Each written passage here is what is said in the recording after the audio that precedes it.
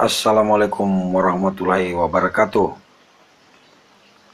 Teman-teman, kali ini kita menjawab pertanyaan yang banyak juga nih.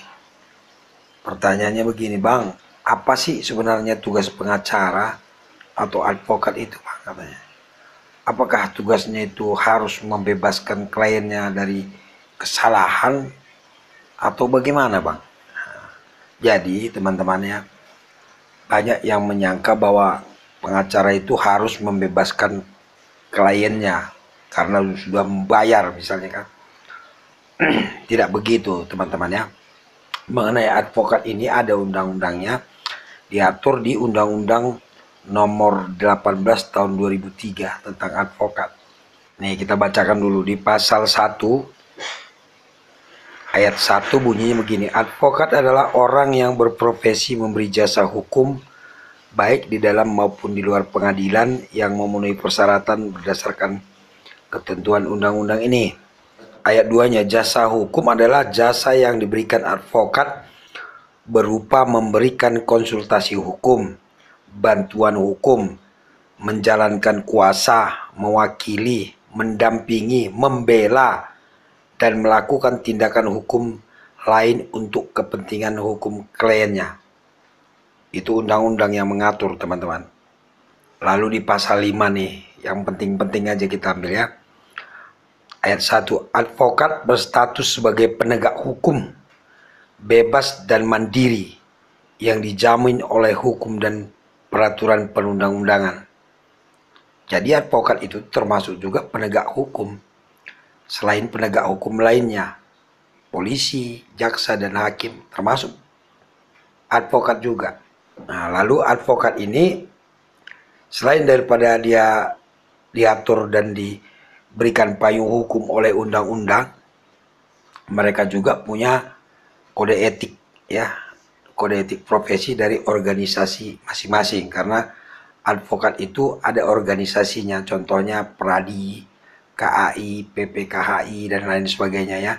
Jadi setiap organisasi ini dia membuat kode etik juga untuk anggotanya. Nah, lalu kalau misalnya pengacara atau advokat ini melanggar kode etik ini, ada hukumannya dari organisasinya, yang mulai dari teguran tertulis sampai dengan pemberhentian ya teman-temannya itu. Nah sekarang kita bahas kembali tugasnya apa.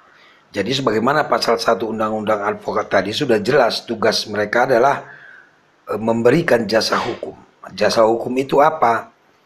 Jasa hukum itu berupa memberikan konsultasi hukum, bantuan hukum, menjalankan kuasa, mewakili, mendampingi, membela, dan melakukan tindakan hukum lain untuk kepentingan hukum kliennya.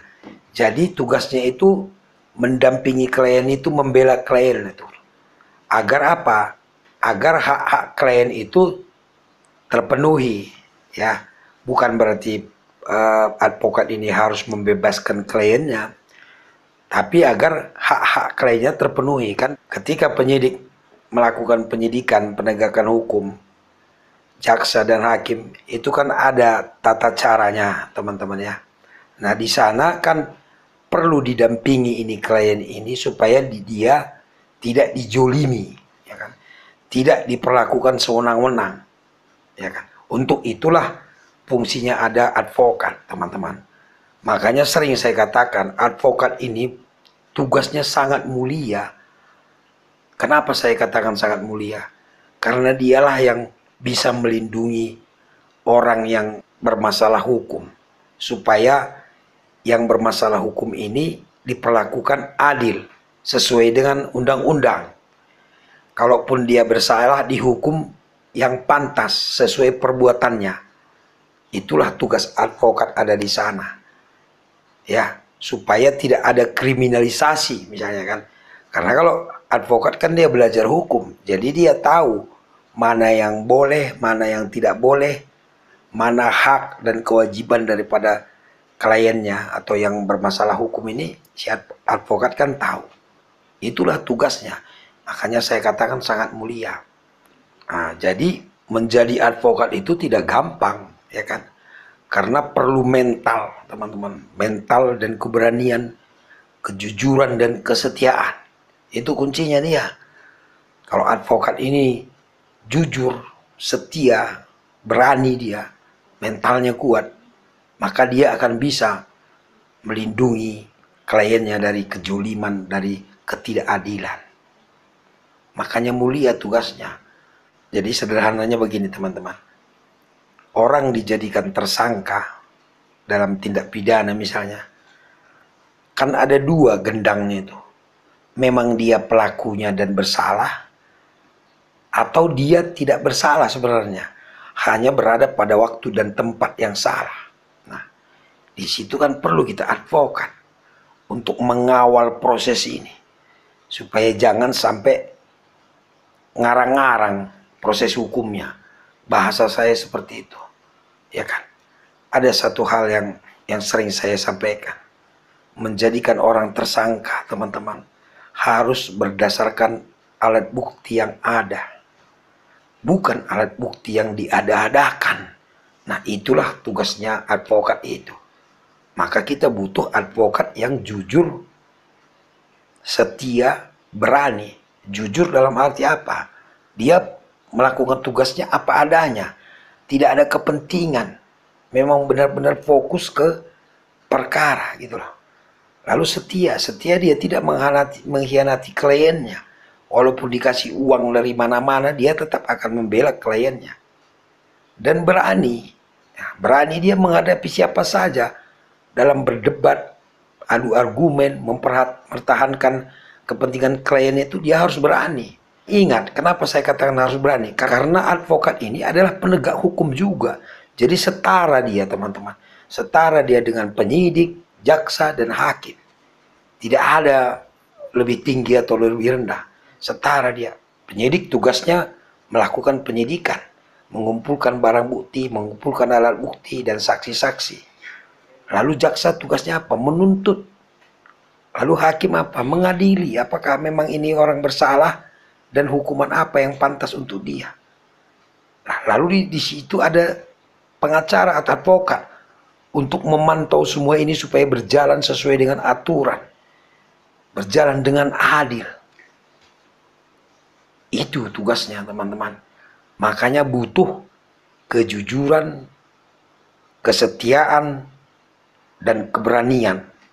Untuk itu perlu mental, ya kan? Kalau mentalnya kurang, ya udah susah lah. Coba kita lihat pengacara-pengacara terkenal itu yang berhasil itu pasti mentalnya kuat, ya kan? Tidak goyah dengan ibaratnya ada bom diledakkan di depan mata pun dia tidak goyah. Tetap fokusnya ke hukum. Kalau memang hukum mengatakan ini hitam, maka pengacara harus mengatakan ini hitam. Biarpun ada bom di samping kiri kanan, dia tidak boleh mengatakan ini jadi kuning atau merah. Begitu, ya. Makanya saya ulangi lagi, pengacara atau advokat ini tugasnya sangat mulia apabila dijalankan sesuai dengan undang-undang tadi dan kode etik profesi yang dibuat oleh organisasi mereka. Bagi Anda yang ingin menjadi advokat, jangan ragu, teman-teman. Itu adalah pekerjaan mulia, ya kan? Jadi kalau kita bekerja dengan baik, terus ada rezekinya misalnya, itu nggak ada masalah. Karena apa? Karena advokat ini adalah profesi ya, profesi dia. Mereka memang cari makan di sana, ya kan. Wajar kalau mereka diberi honor ya misalnya, atau uang jasa. Bahkan yang ada kita dengar pengacara dibayar mahal, ya wajar karena mereka memang berjuang untuk kliennya, ya kan.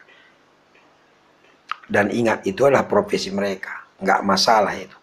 Dan ingat juga bahwa ada juga undang-undang mengatur bahwa advokat ini harus juga dia memberikan jasa cuma-cuma kepada orang tidak mampu.